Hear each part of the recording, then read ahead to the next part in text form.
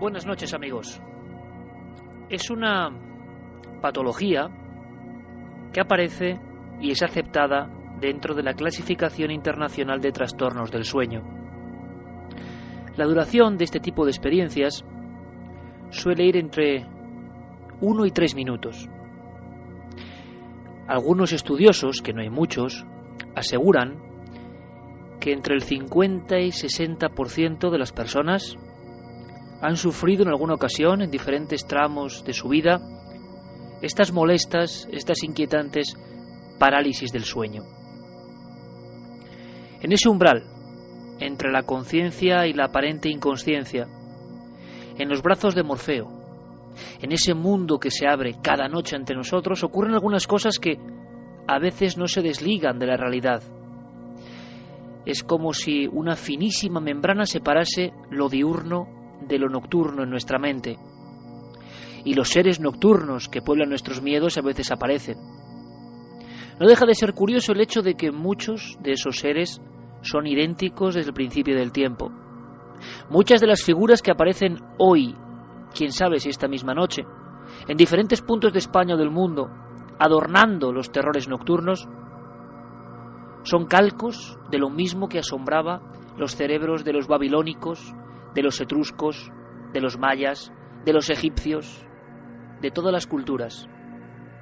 Es como si el arquetipo inconsciente, los extraños cromos o postales de los horrores apareciesen por algún motivo. ¿Simples miedos?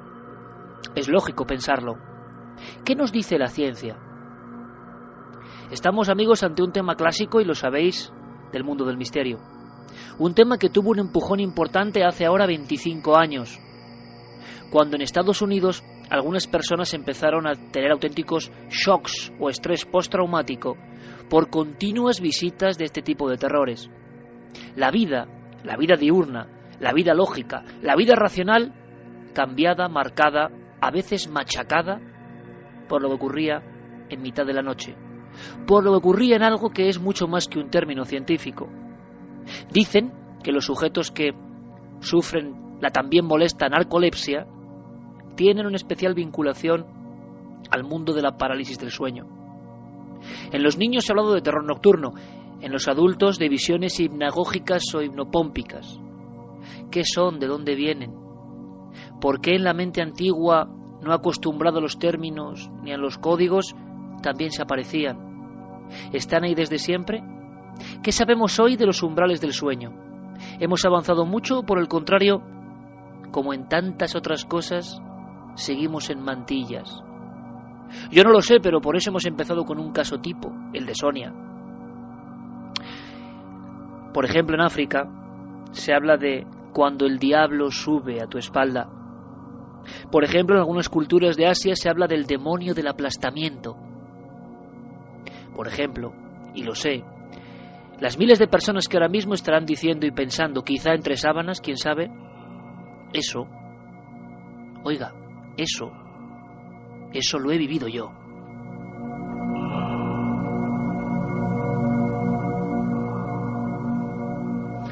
A veces voces, a veces mensajes. Ayúdame, ayúdame. Recuerdo perfectamente, hace ahora ni más ni menos 22 años, en una radio humilde, en el barrio de Mirasierra. Yo empezaba a jugar con esto de los micrófonos, los sonidos y la conexión con el público. Y en el fondo la inquietud y los misterios eran casi los mismos. ¿Habremos aprendido desde entonces? Yo lo que sé es que me encontré por vez primera con la historia de un visitante nocturno, terror en el sueño o parálisis del sueño, porque parece que todo está unido, ¿o no?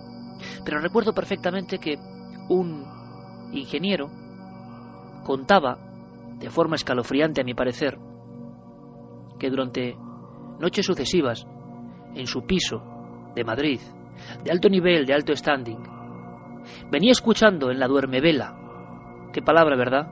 La duermevela, la membrana fina, los dos mundos, pues venía escuchando algo que se le aproximaba. Por negocios no estaba ni con su mujer ni con sus 2 hijos. Estaba solo haciendo unos trabajos en pleno corazón de Madrid. No voy a dar más datos, pero prácticamente en la Plaza de España, en una altísima torre. ¿Cómo era posible? Hacia las 3 de la mañana y con milimétrica insistencia se escuchaba una voz femenina, o muy cerca de la cabecera de la cama o al otro lado de la fina puerta del apartamento, pero en su propio domicilio, y ahí no había nadie. Afinó el oído a la misma hora, al día siguiente, a la noche siguiente, y entonces supo, eso me confesó, que alguien en su apartamento donde no había nadie estaba rezando un Padre Nuestro.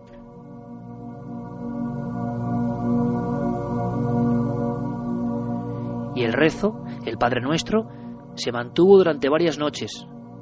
El terror de este hombre fue increciendo, y entonces tenemos que suponer con mente lógica, ese terror añadido le hizo ver lo que vio, o lo que vio estaba ahí, y simplemente le estaba preparando para tener la visión, para entrar en ese otro lado del espejo. Yo solo sé que aquel hombre, con lágrimas en los ojos, me confesó que a la cuarta noche tuvo el valor, el tremendo valor, de incorporarse.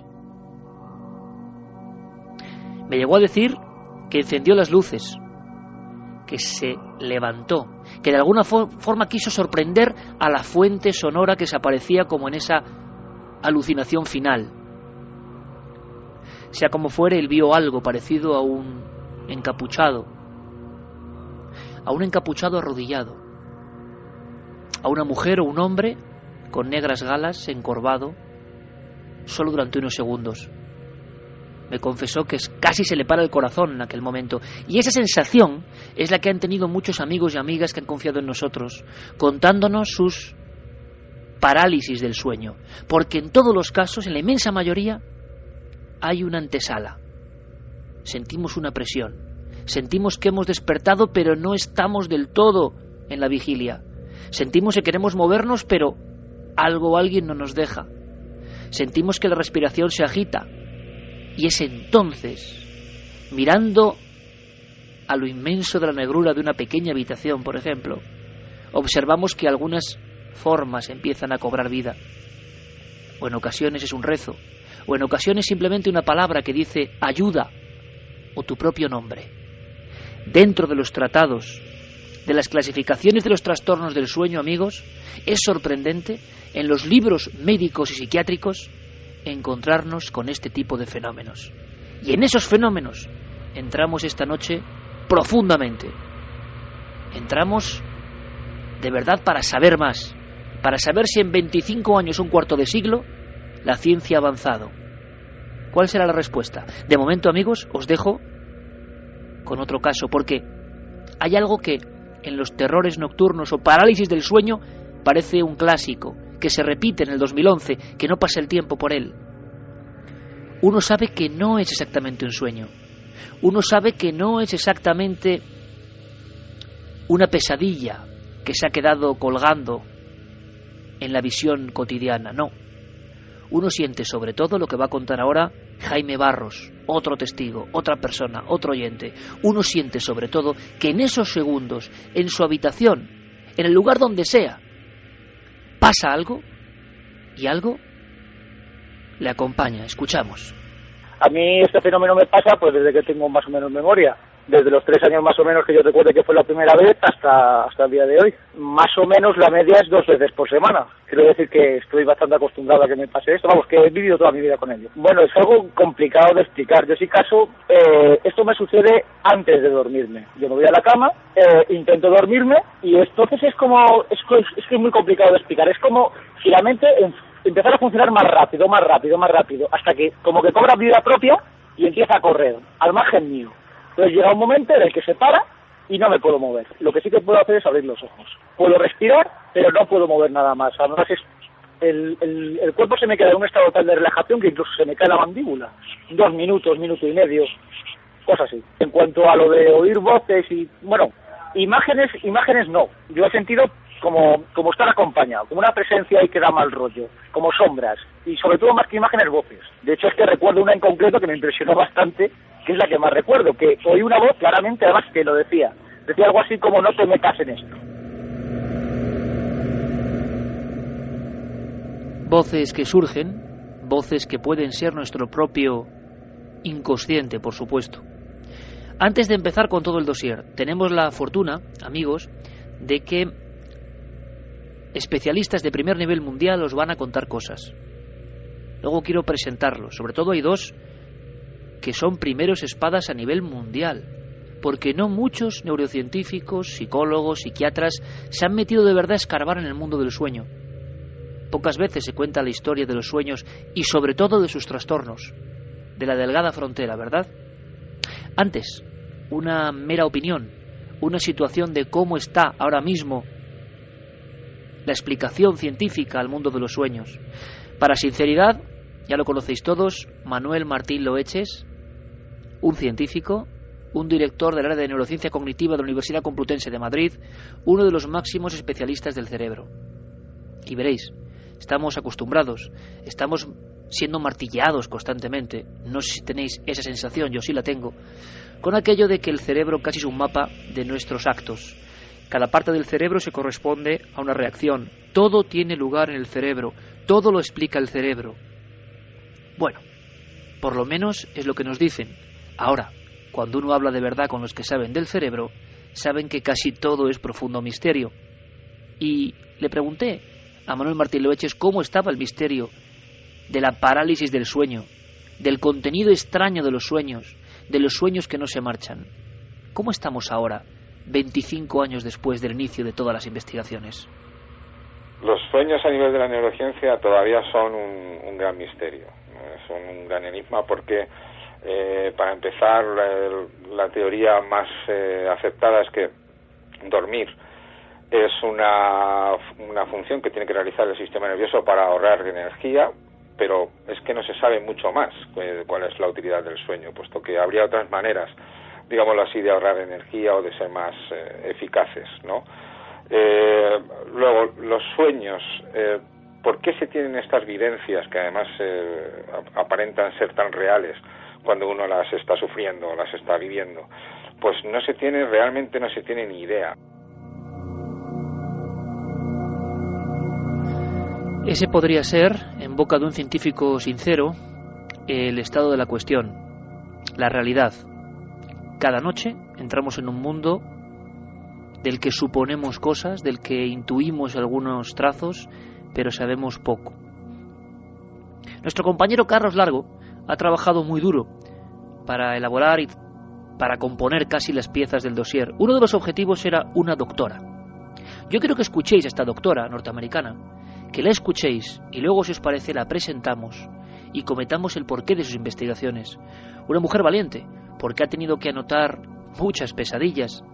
Y de alguna forma, casi como los trabajos de Jung, esta mujer se estaba dando cuenta de cómo muchas pesadillas eran tan reales que no se sabe cuándo empieza precisamente lo objetivo, cuándo no son solo ensoñaciones, sino parece conexiones con otro mundo. Escuchemos a la doctora Adler y ahora Carlos Largo os hace su semblanza. Creo que es realmente importante. Hablamos de la máxima autoridad mundial en un fenómeno llamado parálisis del sueño. Es una experiencia que mucha gente ha tenido y se sabe que existe desde hace miles de años. Por mis investigaciones he deducido que entre un 25 o 30% de las personas de todo el mundo han vivido al menos un fenómeno de parálisis del sueño. Creemos que la parálisis del sueño es un estado de consciencia que tiene lugar entre el sueño y el momento en el que nos despertamos. Normalmente los síntomas que pueden presentarse son incapacidad para moverse o hablar y en ocasiones la aparición de imágenes o alucinaciones muy reales y aterradoras.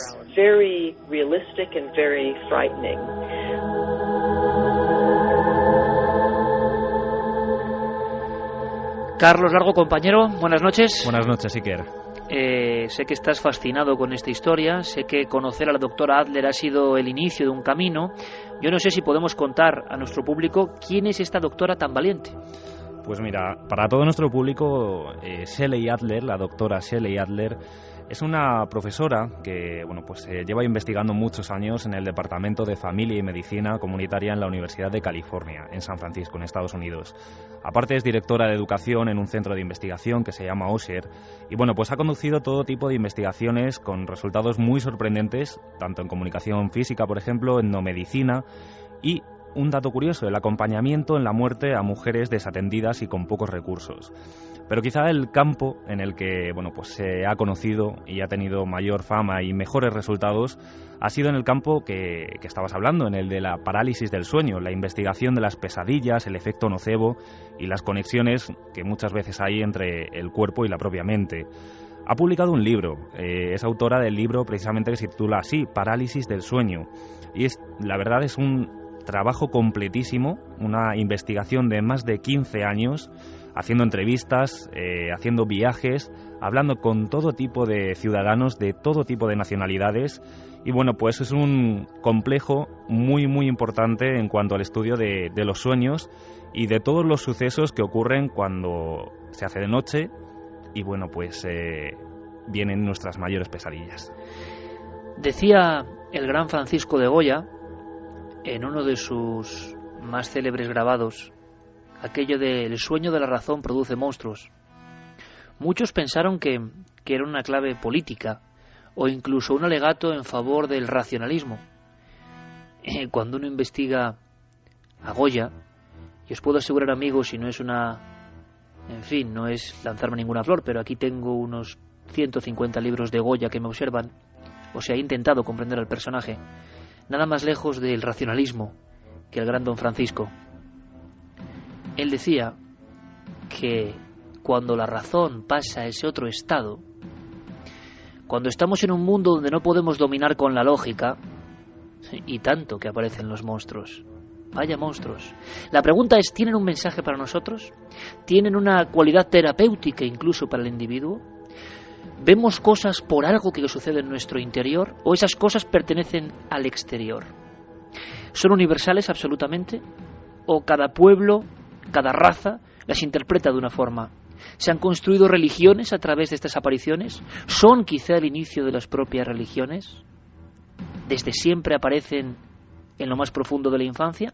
¿O se unen a nosotros, por ejemplo, en mitad de la vida? De repente, nunca uno ha tenido parálisis del sueño, se cree libre de eso y una noche ve que algo le presiona el pecho, que no se puede mover, mira hacia los pies de la cama y quizá es probable que vea una sombra que le vigila, simplemente una sombra. Sería el caso arquetípico, una sombra sin cara, una sombra alta, una sombra en la esquina de tu habitación, una sombra que te mira, que está ahí, tú sabes que está ahí. ¿Qué significado tiene esto? A partir de ahí, hipótesis todas las que queráis. Otro aragonés, como Goya, es nuestro querido amigo Javier Sierra. Javier, buenas noches. Muy buenas noches, Iker. Javier, hace 25 años, y ahora hablaremos más adelante de esta especie de nueva etapa, algo pasa en Estados Unidos, que esto que ya era conocido, aunque siempre marginado, en los libros de psiquiatría, en los libros de medicina, cobra una corporeidad, cobra un nuevo salto, se accede a una nueva dimensión. Son personas que incluso fundan asociaciones porque el temor a lo que ocurre por las noches, el temor a esas visiones, se convierte casi en problema de orden social.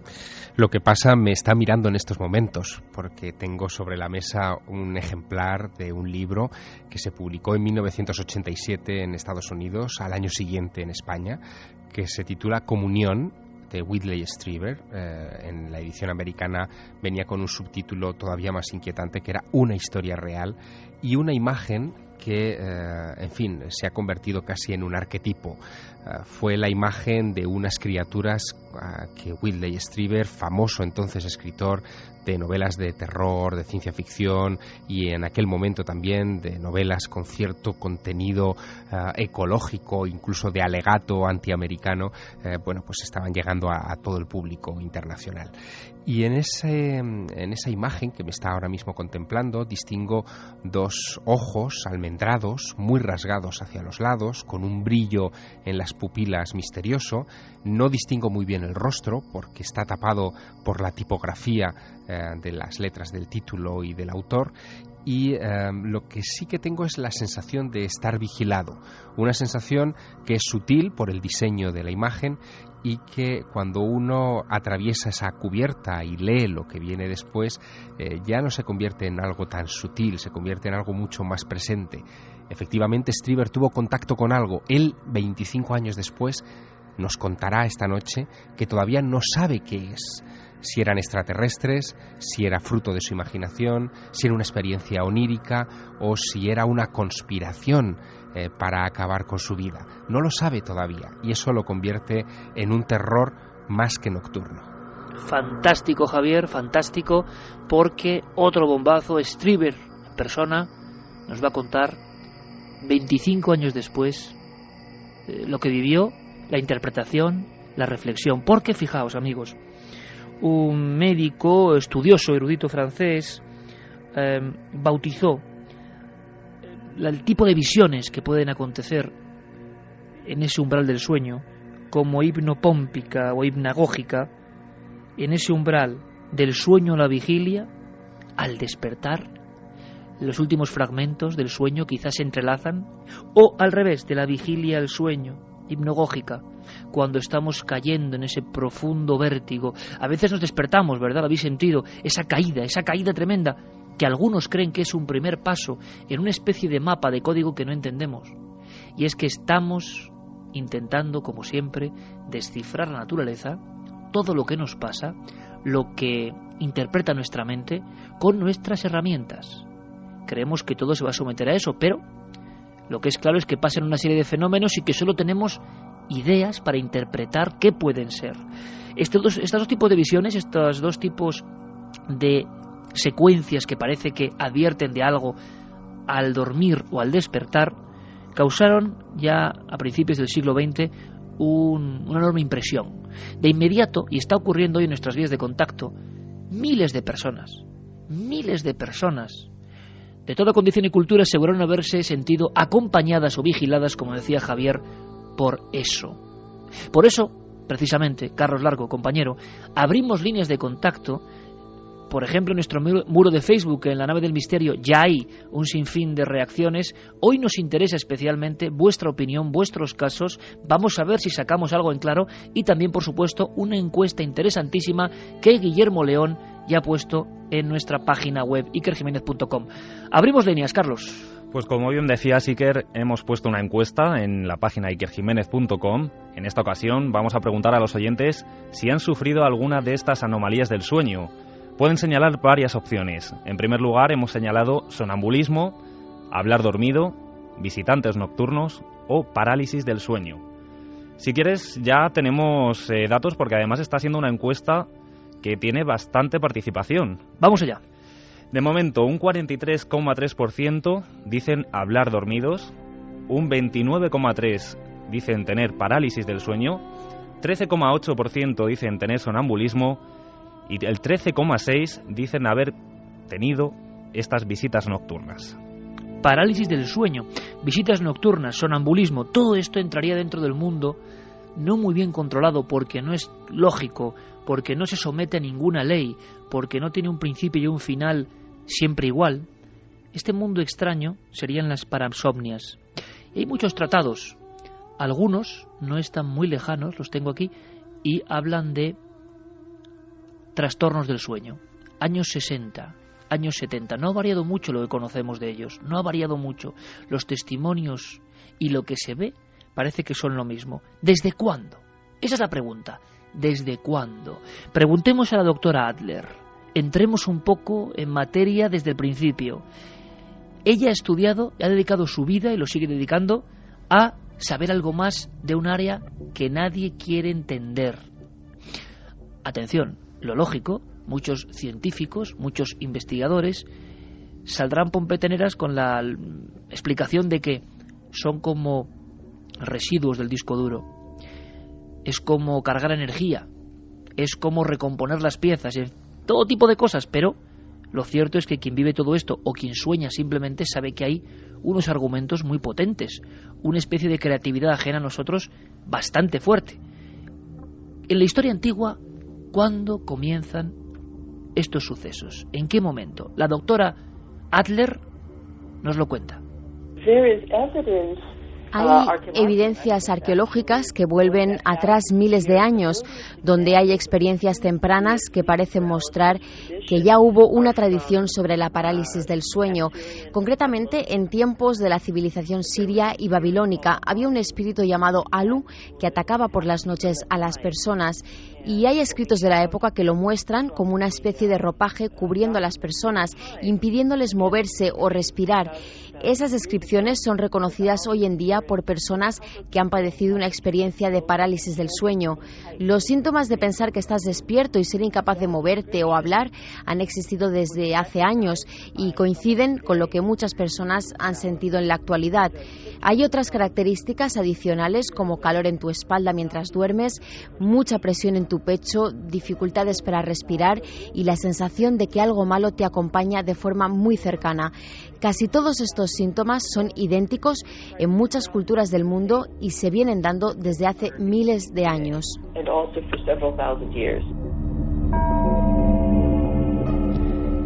No deja de ser interesante, ¿verdad? No deja de ser curioso.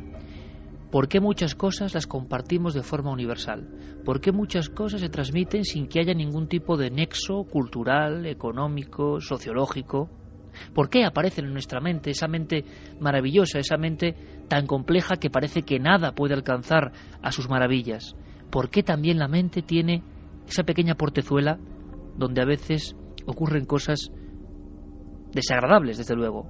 Porque si hay un nexo común, que lo hay, es que todos los que sufren la parálisis del sueño lo pasan francamente mal.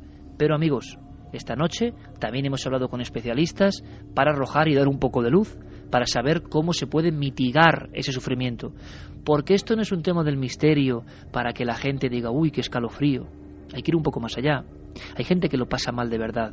Ha habido gente con brotes psicóticos. Ha habido experimentos de cómo las experiencias de sueño REM llegaban a un nivel de atacar incluso el sistema neurológico del cerebro que provocaban graves daños. ¿Hay pesadillas que pueden matar? ¿Hay pesadillas mortales? ¿Es mito o realidad? Solo os digo que os vais a sorprender. Vamos a hablar de casos concretos, pero se hablaba del dios Alu. Si uno va al British Museum y contempla los increíbles frisos y lo que trajeron de esas primeras ciudades de la humanidad, se dará cuenta, observando atentamente, que los espíritus, los espectros, aparecen también. Alu es simplemente como una manta volandera, ¿os la imagináis? Como una especie de hoja muerta con forma vagamente humana, como una especie de envoltorio que vuela buscando a su próxima víctima, como una especie de mano amorfa, oscura, que cae sobre un hombre que está durmiendo. Pero es que esto ocurre hace 5.500 años. No deja de ser intrigante. Javier, yo no sé si examinando, buscando esas pistas que dice la doctora Shelley Adler, encontramos a esos primeros seres de la pesadilla, del trastorno, y para muchos, cuidado, esos emisarios. Nuestra mente científica ha desalojado cualquier capacidad de que eso tenga un sentido. Estamos desde hace 200 años en pensar que esos son, de alguna forma, residuos de nuestra mente. Pues sí, que los investigadores lo que están descubriendo es que efectivamente en escritos de todas las culturas hay referencias desde hace mucho tiempo a este tipo de fenómenos. Por lo tanto, se trata de algo que probablemente arrancó a la vez que el propio ser humano. En México, por ejemplo, a este tipo de fenómeno hoy en día, de manera popular, se lo conoce como la subida del muerto, porque lo que describen los testigos es que algo se te sube encima, te paraliza, no te deja moverte y parece que te succiona la energía, ¿no? En otros lugares, en América, ese nombre va variando, es la yegua de la noche, el sombrerón en Guatemala, se supone que es una criatura de pequeña estatura y aspecto elegante el que entra en las habitaciones y te paraliza. O, por ejemplo, y esto es un detalle muy curioso, investigado por un predecesor de la doctora Adler, que es David Hafford. Este hombre publica en 1982 el primer libro monográfico dedicado a los terrores nocturnos y a las parálisis del sueño, que lo tituló de manera muy gráfica The Terror That Comes in the Night, el terror que llega en la noche.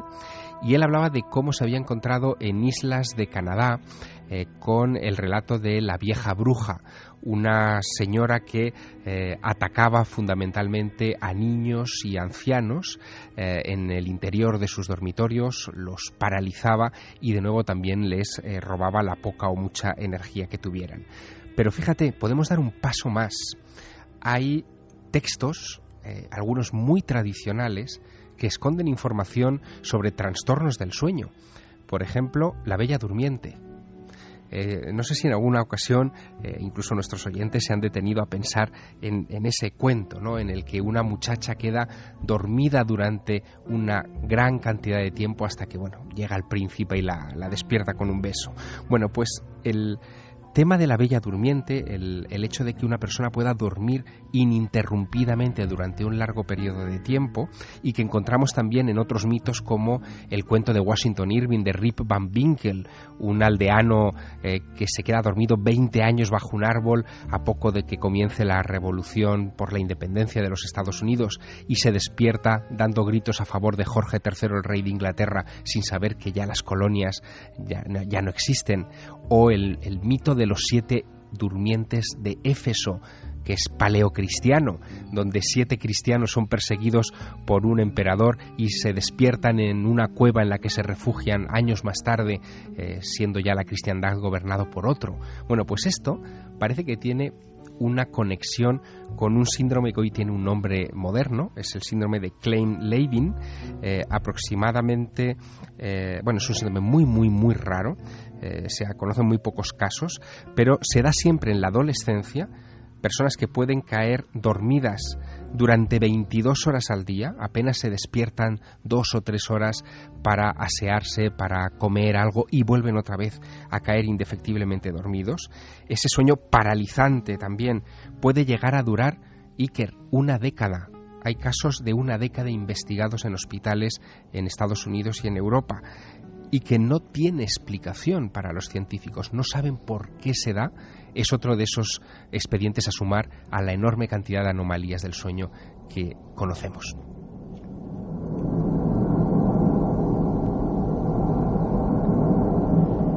Y gracias, por ejemplo, a este fondo que nos pone nuestro querido compañero Noel Calero, podemos entrar en esas dimensiones. Es un poco la idea. El mundo del sueño no se parece en nada al mundo lógico. Hubo muchos filósofos que hablaron de si la vida realmente, la vida cotidiana era el sueño, y lo que de verdad estaba ocurriendo nos pasaba bajo las sábanas y en mitad de la noche. Pero nos interesa ese momento en que ese mundo se acaba y despierta el otro, o ese momento en que se apaga precisamente lo lógico y lo racional y entramos, nos zambullimos en ese universo extraño. Justo en esa entrada y en esa salida, como si fuese un rito iniciático, pasan cosas alrededor. Cosas que a veces no nos abandonan. Cosas que provocan una angustia que ha hecho que haya departamentos de investigación de los traumas o shock por terrores nocturnos, sobre todo en Estados Unidos. Y vamos a Estados Unidos para hablar con Stanley Krippner, una de las autoridades mundiales dentro de la psicología de la Universidad en San Francisco, porque es uno de los primeros que también se metió a fondo en el tema de las pesadillas. ¿Por qué ese corpus de pesadillas que aparecen personas que no tienen ninguna noción cultural, que no tienen ningún tipo de unión de estímulos, que no viven en el mismo universo? ¿Por qué esas personas cuentan que se les aparece el mismo individuo? ¿Por qué algunas personas describen cosas que son las mismas, con la misma iconografía, con el mismo aspecto, por ejemplo, de esa manta volandera? ¿Cómo es posible, por ejemplo, que en Nueva York o en Nápoles haya testimonios que hablen de en mitad de la habitación, en un lugar absolutamente aséptico, despertarse, encender la pequeña lamparilla, haber escuchado una voz la sensación de que alguien está en la habitación, encender, en el caso de Nápoles, años 40, la típica perilla de la luz y observar una sombra que en un inicio siempre identifican con un estímulo del exterior. El sujeto pone la espalda contra el cabecero, afina la mirada y se da cuenta de que no, de que esa sombra es perfectamente tridimensional, de que esa forma es una especie de llama negra que está observándole. Poco a poco se va reduciendo y desaparece convertido en un punto, como quien apaga la televisión.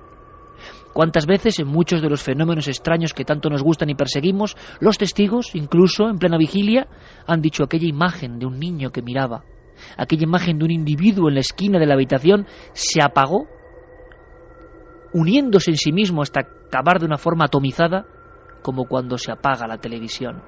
Las entradas y salidas de este mundo, sea lo que sea eso, que yo no lo sé, se corresponde con una serie de patrones que llegan a angustiar, que llegan a provocar en la vida lógica y diurna auténticas anomalías orgánicas. Stanley Krippner llegó a hablar de posibilidad de pesadilla mortal. ¿Puede ser la pesadilla tan fuerte como para eso? Vamos a escucharle. Lo que podría ocurrir es que si una persona que padece una afección del corazón y es débil tiene una pesadilla, podría tener un ataque cardíaco fatal. Esto es posible porque las pesadillas son terroríficas y pueden aparecer inmediatamente, junto a otras reacciones físicas. Pero de nuevo, quiero remarcar que nunca podemos saber el número de personas que lo han sufrido, porque han muerto y no pueden contárnoslo. Ahora, debo decir que hay pesadillas problemáticas. Personas que han tenido experiencias traumáticas normalmente tienen pesadillas en las que reviven su trauma una y otra vez. Por ejemplo, si han sufrido un atraco o robo, si han vivido un secuestro, un accidente de coche o una guerra, esto se llama trastorno de estrés postraumático. Y sí, necesitan tratamiento y terapia, porque no desaparece por sí solo. Están integrados de forma tan profunda en la mente de las personas que no es posible que desaparezcan sin algún tipo de ayuda externa.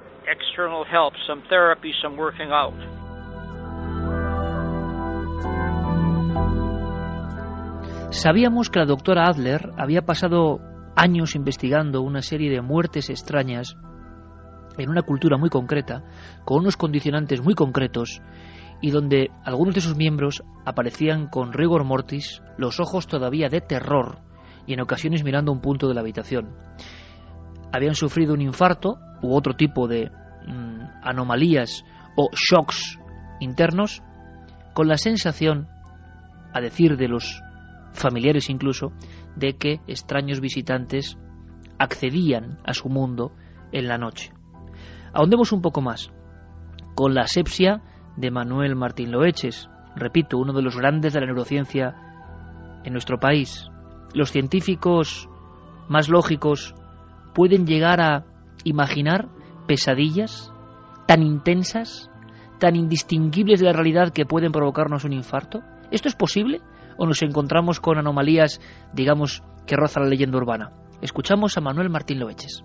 Entonces, si el cerebro está viviendo experiencias aterradoras o está viviendo situaciones angustiosas y una persona padece ciertas enfermedades coronarias que facilitarían de alguna manera la presencia de un infarto o de alguna situación grave, sí sería posible que ocurriera en algunas personas.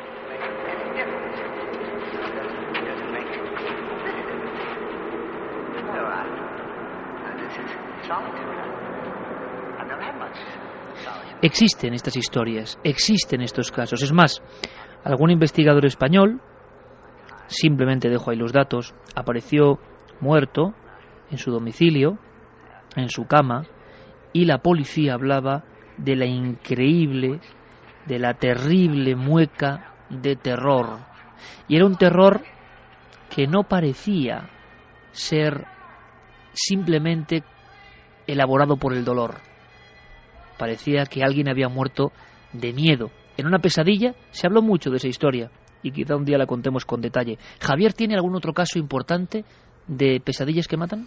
Pues un caso que además finalmente no se saldó con resultado de muerte, pero que sí supimos que fue motivado por una pesadilla. Fíjate, es un caso vivido en primera persona por Peter Polansky. Hoy en día es el segundo mejor tenista de Canadá, un tipo de 1,80 metros de altura que tiene 23 años y que hace 5, a los 17, cuando él estaba jugando en la Copa Davis en un torneo entre Canadá y México, tuvo una experiencia de este tipo. Se fue a dormir a su hotel para descansar y prepararse para el partido del día siguiente, y lo siguiente que se supo de él es que se había lanzado a través del cristal de la ventana de su hotel en un tercer piso contra el jardín que había en el exterior.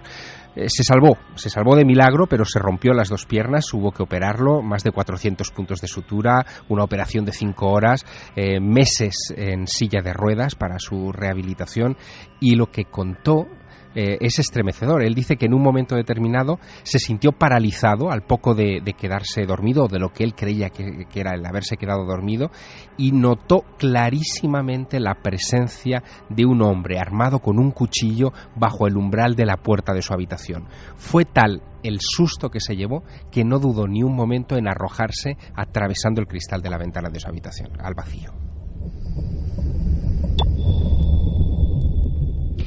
¿Simples delirios, simples alucinaciones, o esos son términos que son útiles, que son grandes cajones de sastre y donde vamos metiendo todo lo que no acabamos de entender? Bueno, pues cuidado, amigos, si uno indaga un poco se encontrará con neurofisiólogos o filósofos como Alva Noel, el famoso doctor sueco, que hablan de fenómenos que no podemos ni comprender, fenómenos que nos acompañan y que gracias a Dios de alguna forma, pues dejamos ahí en los catálogos como alucinaciones, pero se repiten, generan reacciones en nuestro cuerpo y, repito, en ocasiones incluso parece que tienen un contenido que no siempre tiene por qué ser negativo, ni mucho menos, para la persona. Una investigación en una cultura, la doctora Adler. Ahora Carlos Largo nos va a dar más datos, pero que ella nos adentre en una de las historias más sorprendentes que se han conocido en la investigación del mundo de la parálisis del sueño. Una comunidad que parecía muy proclive a tener este tipo de dolencias o patologías, los Hmong. Que lo cuente ella, doctora Adler. No parece haber evidencias que prueben que la parálisis del sueño pueda ser lo suficientemente peligrosa como para matar a una persona. Lo que mi investigación ha demostrado es que en determinadas circunstancias y existiendo algunas condiciones previas como síndromes o afecciones cardíacas, el fenómeno de la parálisis del sueño puede ser tan estresante para el individuo que puede conllevar una disfunción del organismo. La parálisis del sueño no es fatal, pero parece ser que en determinadas poblaciones asiáticas sí puede producir un ataque de corazón inmediato.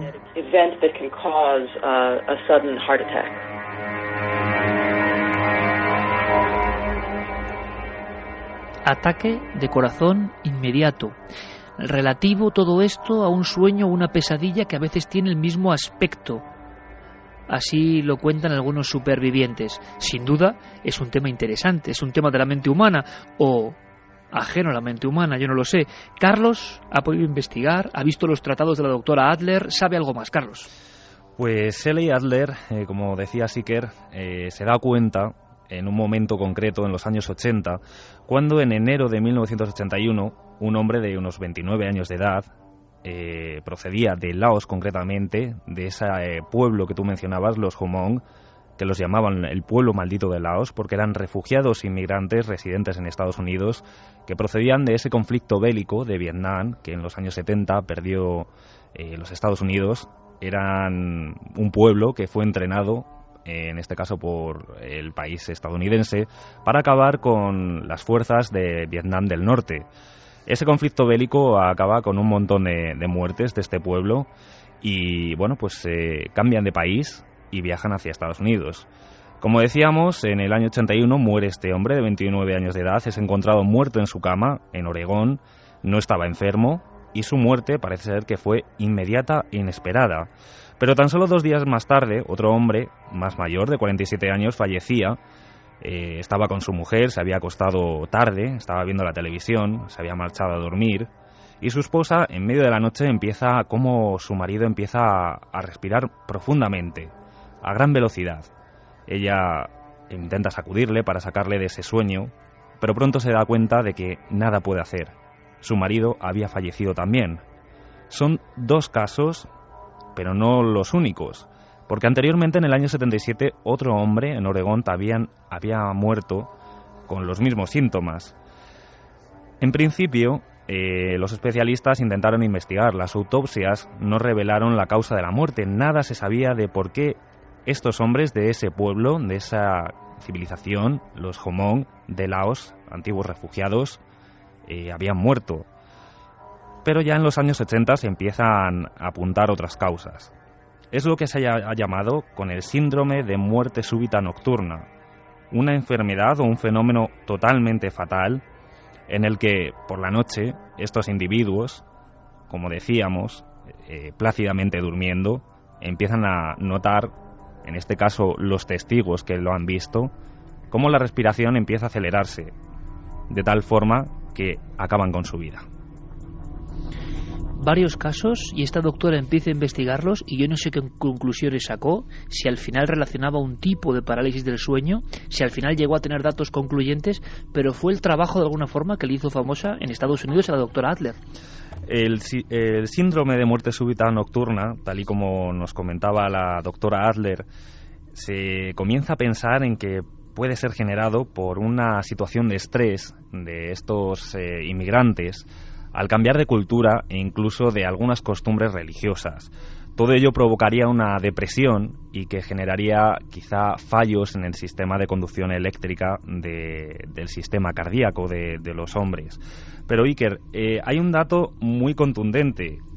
Que se hayan registrado, ha habido 117 fallecimientos. Ha habido 117 casos de muerte súbita y todos en este pueblo. En este pueblo, en Estados Unidos. Y tan solo uno de ellos era mujer. El resto, 116, eran hombres, de edades comprendidas entre 25 y 50 años, y todas las muertes se produjeron de noche. Qué curioso, qué tema más curioso. Y esta doctora, valiente, en vez de dejar los datos estadísticos sueltos, empieza a investigar y se da cuenta que, como siempre ocurre, hay algo que hila todos estos casos. Como dice Carlos, a veces la esposa, la mujer, no solo escuchaba la respiración, el incremento en velocidad del latido cardíaco, sino que había palabras.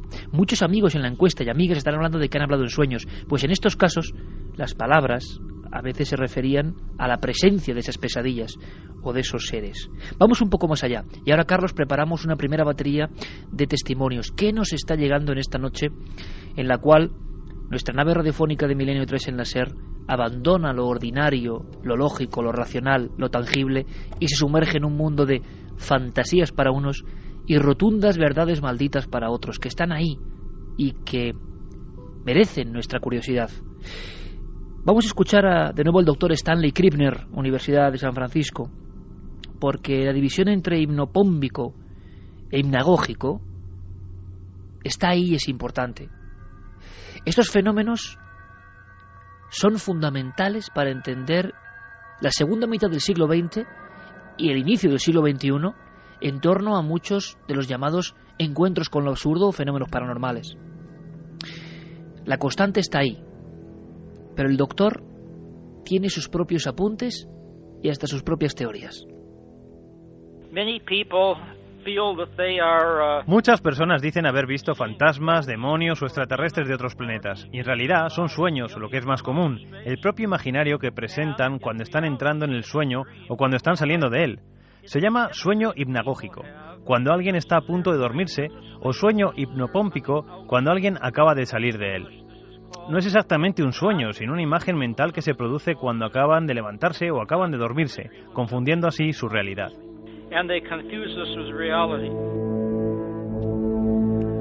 ¿Se confunde la realidad o es que la realidad es así por naturaleza y nuestro cerebro no alcanza a comprender lo que pasa en ese umbral del sueño? Casos típicos, bueno, ahí van, por ejemplo, Javier Casares, una cara Es uno de los sucesos absolutamente clásicos en este tipo de fenómenos. A veces un sonido, a veces un cántico, a veces una sensación de escalofrío y sobre todo queremos movernos y no podemos. Miramos alrededor en la habitación, todo está igual, pero incluso podemos ver nuestro cuerpo y no se mueve, pero queremos movernos. Hay una desconexión entre el cerebro y su intención y el organismo. A veces, solo a veces, 30%, 35% de los casos hay una señal auditiva, una voz, algo que tararea, nuestro propio nombre, un mensaje, y solo en un 15%, que no es poco, la aparición de un rostro, de una cara, a veces sin cuerpo, simplemente una cara, en ocasiones como si fuese un viejo fotograma. No parece una cara humana puesta ahí, sino parece la imagen de una cara, una diapositiva vieja que nos mira. Escuchamos.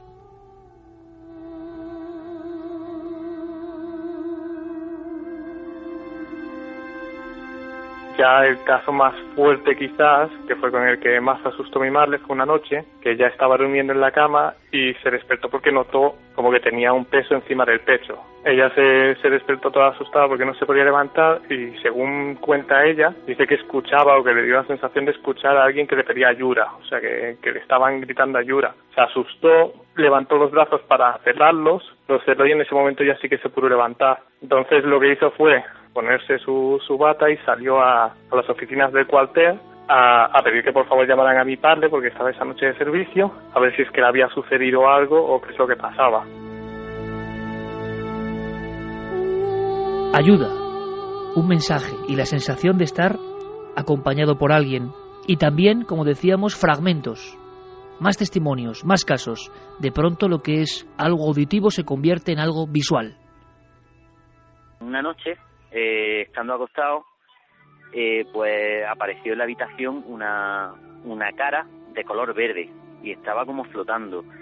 No es que la cara fuera verde, sino como si solamente estuviera la cabeza y le ponemos un filtro de fotografía, ¿no?, de color verde.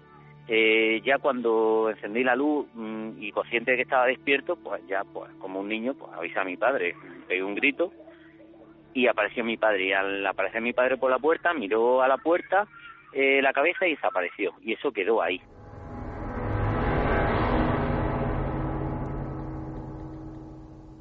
Este tipo de visiones también componen una fase clásica. Así como hay fases del sueño, algunos investigadores hablan de fases en la nitidez para captar el episodio de parálisis. Fase 1, ese terror un poco que nos envuelve, esa incapacidad para respirar correctamente, esa sensación de que hemos despertado antes del sueño y que nuestra mente y nuestro organismo no se vuelven a conectar, que de alguna forma el interfaz ha quedado suelto en algún sitio. Pasan varios minutos. Fase 2, capacidad para observar todo el entorno, pero que además se complementa con una fina sensación auditiva. O escuchamos más y por eso interpretamos que alguien nos llama, porque este es uno de los clásicos, nuestro propio nombre en la noche. Nuestro propio nombre hay al lado en la habitación. Y fase 3, la sensación, como contaba antes el caso Javier Sierra, nuestro compañero del tenista, de una pesadilla tan corpórea, tan evidente, que puede hacer que despertemos con un grito. En los niños se habla de terrores nocturnos, que prácticamente es lo mismo. No suele haber episodio de parálisis, qué curioso, y lo que sí hay es el despertar, la ruptura completa de lo que está pasando en ese sueño y la vuelta a la realidad con un enorme grito. Los gritos de los niños, 4, 5, 6 años, y luego describen la pesadilla. Los padres dicen, bueno, una simple pesadilla. A veces la pesadilla es recurrente, constante, y vamos a hablar también de esos casos. Pero toca el momento antes de saber qué pasa con el investigador Whitley Strieber, qué pasa 25 años después con los primeros que empezaron a investigar en visitantes de dormitorio, que sería una de las partes más extremas, quizá una cuarta fase de este tipo de fenómenos. Queremos saber cómo va la encuesta y qué dice nuestro público, Carlos. Pues la encuesta en ikerjiménez.com a la pregunta ¿habéis sufrido alguna de estas anomalías del sueño? Ya sabéis que podéis marcar varias opciones. De momento, un 41,4% dice hablar dormido, un 31,1% dice padecer parálisis del sueño, un 14% sonambulismo y el 13,6% de los oyentes dice haber tenido experiencias con visitantes nocturnos. Vamos a recordar, Iker, esas vías de contacto, milenio3@cadenaser.com, nuestro correo electrónico, las frases de los oyentes en cadenaser.com y nuestras redes sociales. Si buscáis La Nave del Misterio en Facebook, en Twitter y en Google+, podéis dejar también vuestros comentarios. Y la verdad es que están llegando un montón de experiencias. Está siendo un día de bastante participación y, por ejemplo, Georgina de Tarragona nos decía: me encanta que habléis de terrores nocturnos y visiones. Las he tenido toda la vida, son tan vívidas y reales. Estaré escuchando. Buenas noches. Crujeiras nos decía: en los países hispanos es también conocido como la subida del muerto y en tierras anglosajonas se le conoce como Old Hag, la vieja bruja. Manuel nos decía que su abuela hablaba dormida con distintas voces a la suya y a la de su interlocutor, al que no se le entendía nada. Violeta también nos decía: a mí me han llegado a llamar por mi nombre, terribles las parálisis del sueño. Saludos a todos. Andrés: dejo de escribir en mi escritorio iluminado con 4 velas y una piedra himalaya, y de pronto el relato de esa mujer, los pelos de punta. Javi de Barcelona: hola Iker, una amiga de mi hermana está en el hospital bastante mal por un derrame cerebral. Dice que cada tarde se le aparecen sus abuelos ya fallecidos y se colocan en los pies de la cama observándola. Elena García: mi tío sufre de narcolepsia. Esta enfermedad le vino a raíz de ver cómo su hermano moría electrocutado. La única forma de despertarle sin peligro es acercándole café recién hecho. Saludos. Kika de Mallorca: hay veces que mi aliento se corta de golpe mientras estoy durmiendo y me despierto sin aire, como si hubieran dado un golpe fuerte en el pecho. Fausto también nos contaba su experiencia. Cuando abrió los ojos, vio a un ser con una túnica blanca y unas manos largas al pie de la cama. Y Benalmádena 32, por ejemplo, nos decía: buenas noches, milenarios, me alegro de escucharte, Iker. Yo recuerdo una vez que me pasó que no podía moverme, ni hablar, durante un buen rato, pero menos mal que no escuché voces, porque si no, me da algo. Fabio, por ejemplo, también destacaba que ha visto a ese mismo ser hasta en 3 ocasiones, estos seres que describíamos. Uno frente a frente encima de su cama, otro al lado de su cama y otro al pie también de donde estaba durmiendo, y que le dio mucho miedo. Pili también nos decía: no soy creyente, pero tuvo que poner una Biblia en la mesilla de su cama porque antes de entrar en sueño profundo siempre oía una voz de hombre que gritaba su nombre y que notaba un peso de golpe en sus piernas.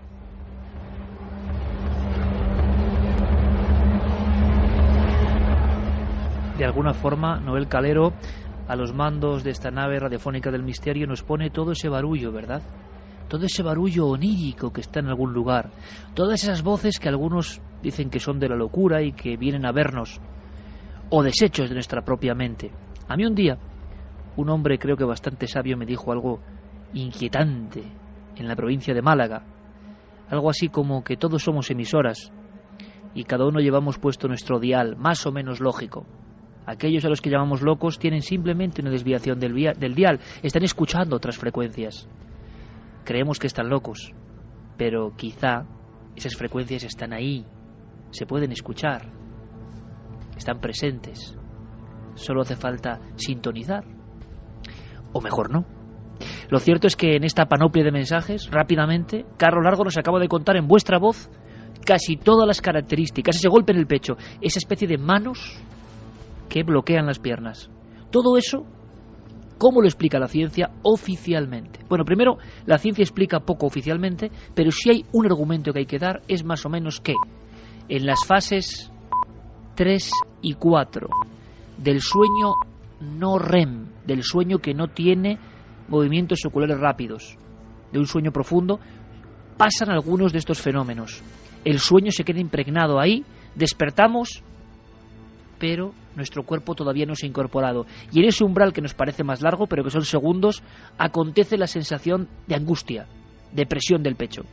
Otra opción científica es que en la pura fase REM, en la fase en la cual nuestros ojos se mueven a gran velocidad, en la fase en la cual hay un contenido psíquico constante, vibrante, y sin embargo estamos convertidos en un auténtico tronco cada noche, a veces con episodios de hieratismo, en ese momento, si nos despertamos por cualquier tipo de sonido, cualquier tipo de estímulo que ya no recordamos, estaremos despiertos, escucharemos voces del sueño, se quedarán fragmentos de esa película también hilvanada y seremos incapaces de desligar una cosa de la otra. Pero la gran pregunta, la que lanzo yo al aire es: ¿por qué siempre el mismo fenómeno? ¿Por qué el pecho?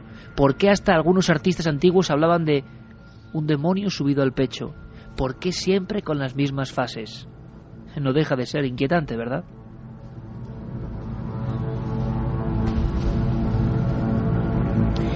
Por ejemplo, vamos a escuchar, antes de pasar al expediente Straver, que tengo muchas ganas de conocerlo, otro ejemplo. Cuando empiezan las historias, cuando el protagonista es un niño y cuando los padres, por supuesto y por lógica, acuden al pediatra, luego al psicólogo y piensan que son cosas mentales de terrores de todos los niños. Algunos niños ya de 8, 9 años o 4 o 5 años tienen ya un mundo más o menos configurado y ellos saben que eso no acaba de ser una pesadilla. En algunos casos que nos han llegado, incluso la habitación tiene componentes, tiene elementos, ocurren cosas que los propios padres saben que están ahí. Por lo tanto, ya no es solo un caso que ocurre en la mente de un niño, sino que la casa tiene algo que ver. Esta historia, muy impresionante por cómo lo cuenta, nos llegó a raíz de una oyente más, Marcela.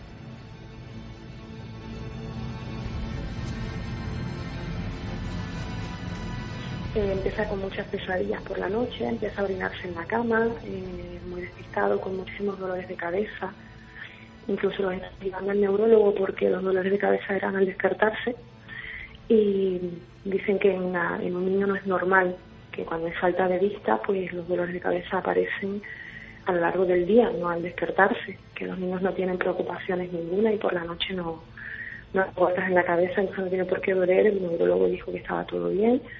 Las pesadillas seguían, incluso nos planteamos llevarlo a un psicólogo para ver qué estaba pasando y hasta que al final averiguamos que el niño realmente el problema era que estaba viendo a alguien, que ese alguien lo que quería era su hermano, y él decía que lo despertaba muchas veces tocándole en la frente, que le gritaba, pero bueno, todavía a fecha de hoy él hay veces que dice que lo ve, que siente mucho miedo, tiene muchísimo miedo a la oscuridad, tiene pánico a la oscuridad y siempre está sobresaltado. Eso siempre mira para detrás, porque le da la sensación de que hay alguien detrás, que lo está mirando. Y después la casa siempre olía podrido. Era siempre un olor a podrido, como si hubiera un animal muerto dentro, sobre todo en su cuarto, y mucho frío en su cuarto, frío tremendo. Frío, olor a podrido, otros de los clásicos, de los elementos que han configurado los grandes estudios de los, vamos a llamar, fenómenos paranormales. Esa delgada línea también se une aquí. Hace 25 años hubo gente que tuvo, repito, que acudir a especialistas y de pronto 100, 200, 300, 400 personas sin conexión entre ellas estaban sufriendo al mismo tiempo un nuevo tipo de apariciones a los pies de la propia cama, con voces, con miradas. Whitley Strieber fue el primero que se atrevió a escribirlo. Javier Sierra, hace no mucho tiempo, nos hablaba de la historia personal de este investigador, pero es que ahora tenemos novedades y además el personaje es perfecto, porque si esto ha empezado a agravarse de alguna forma a nivel del misterio en los últimos 25 años, si en el último cuarto de siglo hemos aprendido todos eso de VDD, visitantes de dormitorio, si sería en la cuarta fase de estos fenómenos de parálisis del sueño, ¿qué sabemos hoy?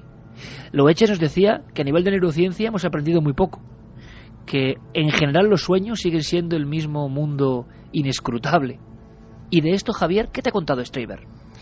Bueno, Strieber hace 25 años tenía su libro Comunión en el número 1 de los libros más vendidos del New York Times, por lo tanto era la personalidad literaria del momento, con una obra que además él se empeñaba una y otra vez en decir que aquello no era una novela de terror, no era un relato de ficción, era una historia absolutamente real.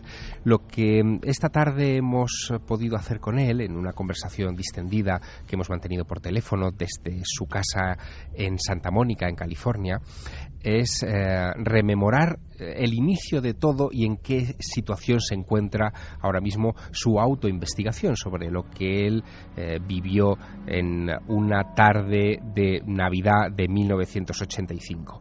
Lo que ocurrió fue lo siguiente: tenemos que situarnos en el 26 de diciembre de 1985 en una cabaña de madera de 2 plantas que se encontraba a unos pocos kilómetros de Nueva York, en medio de un bosque.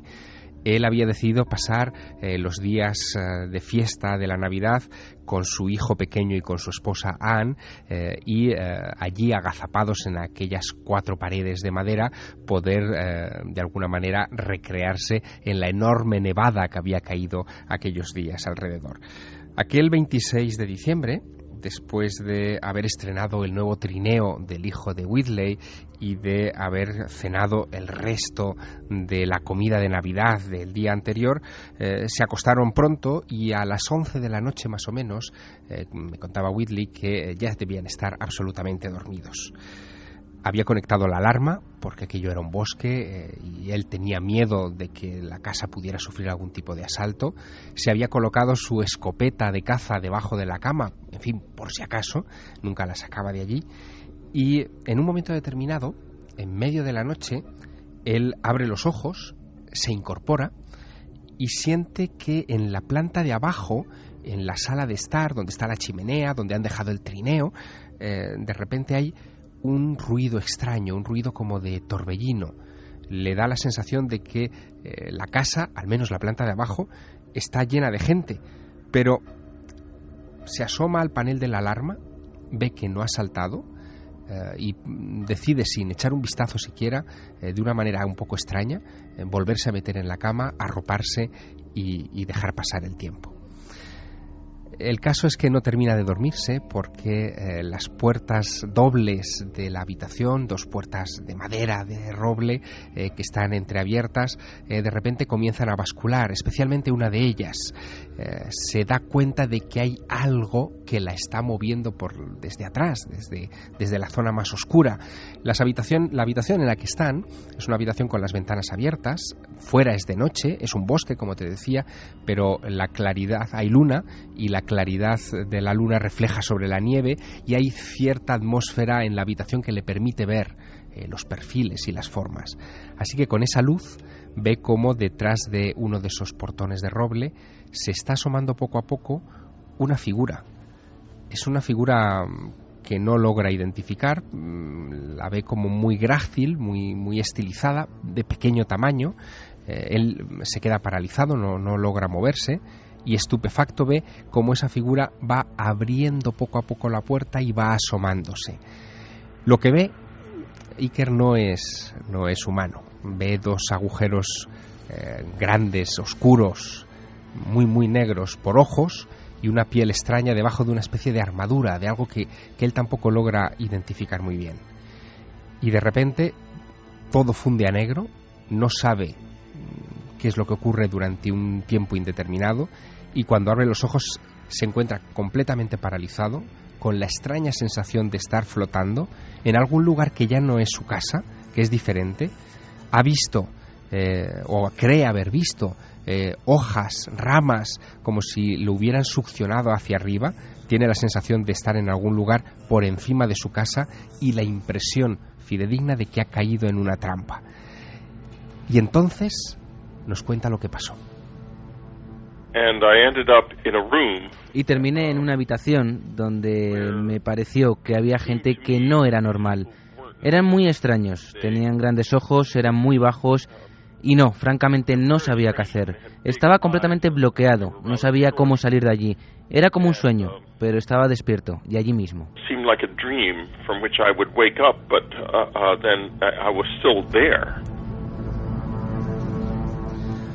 Dos seres de esas figuras pequeñas que le rodean, de ojos grandes, como el que ha abierto la puerta de su dormitorio, no se sabe si 1 minuto o 1 hora atrás, él es incapaz de precisarlo. 2 de estos seres finalmente le muestran una caja negra con una tapa que parece deslizante. La sostiene uno de ellos, uno muy delgado, que él cree que es una mujer, es el que inspirará después la portada de su libro. Y de esa caja negra de tapa deslizante, esa figura saca una aguja muy fina y de alguna manera él comprende que quieren insertársela en su cerebro. En ese momento Whitley enloquece de terror, cree que le van a convertir en un vegetal, que le van a tocar su cerebro y que, en fin, no va a volver a ser nunca más el que era. Así que, tratando de zafarse de aquellos personajes, pero con la imposibilidad de hacerlo porque se sentía todavía absolutamente bloqueado, paralizado, siente un instante de piedad por parte de aquellos seres. Uno de ellos le pregunta si pueden hacer algo para que deje de gritar, y antes de que él pueda responder o hacer el ademán de decir una palabra, una frase, de pedir socorro, un olor familiar como a cartón lo calma y en ese instante siente como una detonación, una explosión de luz en su cerebro y sabe que ya le han tocado, que le han tocado la mente. Pero no todo acaba ahí, porque inmediatamente después comienzan una serie de exploraciones físicas que le dejarán muy tocado.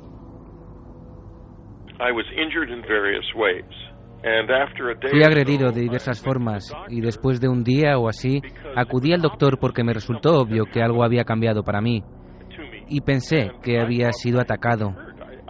Tenía heridas físicas y mi médico me examinó y estaba también seguro de que había sido asaltado. Pensamos que había sido un intento de asesinato porque soy un escritor conocido y había publicado un libro famoso e incendiario titulado War Day, que había sido apoyado por el senador Ted Kennedy y había ofendido a ciertas personas influyentes en la política de los Estados Unidos. Él cree que todo esto puede haber sido un asalto físico. Todavía él no piensa ni muchísimo menos en extraterrestres ni nada por el estilo. De hecho, acudirá a un terapeuta, a un hipnólogo forense que tratará de sacarle más retazos de lo que ha pasado en ese tiempo de bloqueo que ha vivido. Y en esas circunstancias, en circunstancias de hipnosis, él recuerda cómo esas figuras llegan incluso a introducirle por el recto una especie de sonda enorme de unos 30 centímetros de largo, con unos cables en la punta, que le dan finalmente la sensación de sentirse violado. Hasta este pequeño detalle tan escatológico, tan extraño, coincide mucho con los relatos antiguos de íncubos y súcubos, de esos demonios que agredían sexualmente a sus víctimas, a hombres y a mujeres. Pero él no se fijará en eso. Pensará que tras toda esta historia hay algo físico, real, que tiene que ver con humanos, no con criaturas de sus sueños o quizá con extraterrestres. Tanto es así que en estado de hipnosis recuerda algo que lo inquietará profundamente. De repente recordará haber visto a una persona que conoce, un agente del servicio secreto con el que había tenido alguna interacción en el pasado por alguno de sus libros, y estará casi convencido de que alguien en el gobierno ha contratado a agentes de la CIA para hacerle pasar miedo, para hacerle pasar por una de estas experiencias y disuadirlo de sus proyectos literarios de algún modo. Pero no llegará a convencerse tampoco de eso, porque cuando intenta localizar a ese agente de la CIA para pedirle explicaciones y para iniciar un proceso legal contra él, descubre que ese hombre lleva 9 meses muerto.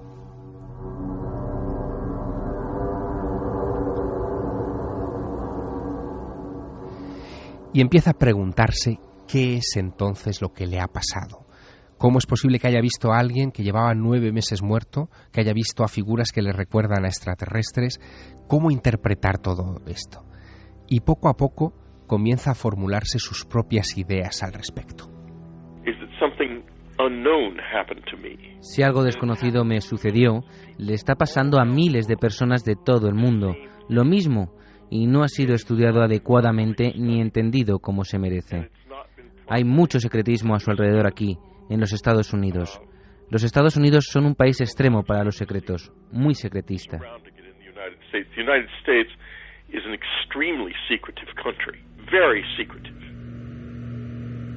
Whitley Strieber acaba de publicar en estos días, 25 años después, un libro que se titula Solving the Communion Enigma, resolviendo el enigma de comunión. Me decía esta tarde en esta conversación que, igual que Communion, se publicó en muchísimos países alrededor del mundo y tuvo traducciones en más de 20 idiomas, que llegó a verse incluso publicado en España, como muy bien sabe Iker. Este Solving the Communion Enigma, sin embargo, no ha despertado el interés de casi nadie.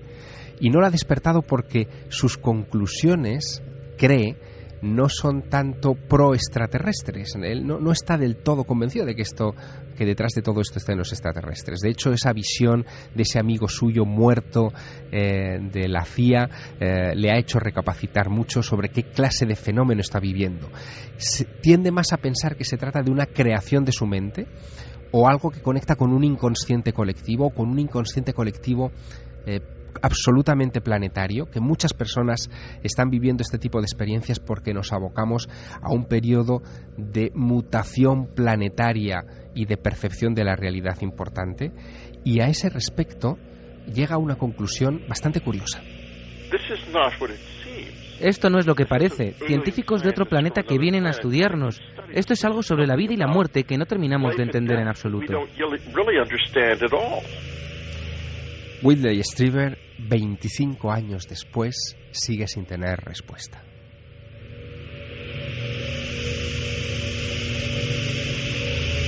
Qué maravilla, Javier, el hombre que hace 25 años abrió una frontera nueva. El misterio venía a tu casa, no ocurría en una campiña, en un lugar, no, el misterio ocurría en tu propia habitación. Y ahora piensa más en el inconsciente colectivo, en esas palabras tan maravillosas, tan junguianas como el archivo acásico, en esa especie de todo que está en algún lugar y conectamos con eso desde el principio del tiempo. Es más, a este nivel, para resolver algunas incógnitas, hemos preguntado a Manuel Almendro, uno de los padres de la psicología transpersonal, sobre estas visiones, sobre el valor que para la psicología hoy pueden tener estas visiones. No podemos quedarnos solo en la casuística. Ahí está, con los pioneros en la medicina, con los pioneros en la psiquiatría, con los pioneros incluso desde el punto de vista de escritor que cambia su tiempo con esa manifestación, comunión.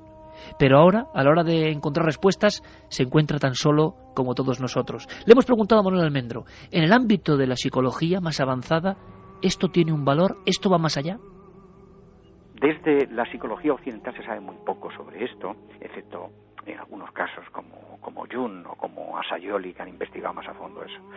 Sin embargo, el contacto que tenemos nosotros con psicologías orientales o con las psicologías antiguas, por llamarle de alguna manera, de los pueblos indígenas, para ellos lógicamente forman parte de la entrada en un estado de conciencia que tiene lógicamente algo que decir al sujeto, ¿no?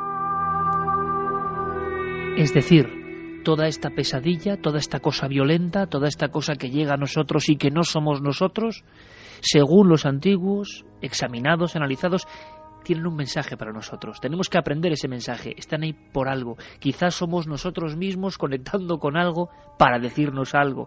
Están llegando un montón de mensajes. Por supuesto que la tercera hora Carlos dará buena cuenta ante la cantidad increíble de cientos de mensajes en todas las líneas de contacto de este programa, porque son casos y casos y casos. La muestra, la punta del iceberg, rascar un poco en la arena y nos damos cuenta de que hay muchísimas personas que han vivido fenómenos tan angustiosos como, por ejemplo, ver a su marido o a su novio al lado, que balbucea, que gime, que llora, que está pasándolo muy mal, que intenta despertarse, y luego él le dice que está despierto, que estaba despierto, que le estaba viendo, pero que algo no le permitía volver a la vida ordinaria, algo lo frenaba, y de verdad que tiene que ser algo muy angustioso. Manuel Almendro habla en sus investigaciones solo con los psicólogos, desde el punto de vista de la ciencia, pero más avanzada, de una especie de estados intermedios. Atención a esto, porque en España, y esto es importante, 25 años después, se está viendo que hay una franja donde pasan muchas cosas y que no podemos desecharla como cuestiones accidentales o desacompasamiento entre mente y cuerpo. Debe haber algo más, algo que no sabemos entender. He visto bastantes casos de estos, yo les llamo estados intermedios. Son muy curiosos porque, bueno, si la persona no se asusta, que es lo que a veces suele suceder, si la persona no se asusta, resulta que la persona puede entrar en unos estados de conciencia interesantísimos y vamos a llamarle alucinatorios entre comillas, pero para mí tienen gran valor terapéutico. La persona, si no se asusta, entra en un estado onírico que yo creo que no es exactamente la del sueño lúcido. Pienso que ahí es un estado diferente. ¿Cuál es el mensaje del doctor Manuel Almendro? Que hay que hacer un esfuerzo. Quizá algunos de los amigos y amigas que están angustiados, que lo viven, encuentran aquí un alivio. Claro que los casos dan mucho miedo, pero nosotros no podemos quedarnos en eso. Estamos atenazando este misterio para saber algo más. Hemos hablado con testigos y hemos hablado con los principales científicos a nivel mundial de este tema, Stanley Krippner y sobre todo la doctora Adler. La gran pregunta es ¿qué podemos hacer si sufrimos este estado de parálisis del sueño, incluso con alucinaciones hipnagógicas o hipnopómbicas? Si se aparecen ante nosotros, ¿qué podemos hacer? Almendro lo tiene claro. No hay que intentar huir, no hay que dejarse llevar por el miedo, aunque dé mucho miedo y aunque sea fácil desde fuera decirlo. Hay que quizás relajarse y observar muy bien todo lo que pasa en ese umbral. Le preguntamos a la doctora Shelley Adler por si hay algún tipo de peligro. Hemos visto, nos lo ha contado Carlos Largo, que en algunas comunidades con creencias muy aferradas el terror puede ser tal que se desencadena un infarto, por ejemplo. Pero no nos tiene por qué pasar eso bajo ningún concepto. Seguro que puede haber formas de dominar esta experiencia. Doctor Adler. En una situación normal, la parálisis del sueño es absolutamente natural y no es peligrosa, aunque las personas que lo han vivido dicen que fue mucho más terrorífico de lo que nunca hubieran podido imaginar y que da mucho más miedo que leer un libro o ver una película de terror, porque tu cerebro te produce la convicción de que realmente estás paralizado y no hay nada que podamos hacer para prevenir la parálisis del sueño, porque no tiene ningún peligro para el ser humano. Pero vayamos más allá. Intentemos encontrar una respuesta para tantos oyentes de Milenio que sufren este tipo de encuentros. Otro científico, otro hombre de la pura y fría lógica, Jorge Cuadros, embriólogo clínico, ha estudiado casos mediante la hipnosis. Antes Javier Sierra hablaba de hipnosis, de terapeuta hipnotizador también, para el caso de ese famoso escritor. Jorge Cuadros lo tiene claro, como miembro de la Federación de Hipnosis Clínica Española. En la hipnosis puede haber una forma de entender este tipo de visiones. En principio no es una patología, por lo tanto no es un problema. Si ocurriera con mucha frecuencia, probablemente requeriría una ayuda profesional. Yo, por mi parte y por mi formación, recomendaría a un especialista, a un psicólogo especialista en hipnosis clínica, porque se podría tratar. Pero yo sé muy bien que hay personas que no quieren llegar a ese nivel, hay personas que viven en lugares, en núcleos lejanos de las grandes capitales, personas que quizá esta misma noche, en un pequeño pueblo, tienen miedo a dormir porque aparece esa pesadilla que cobra forma dentro de la habitación.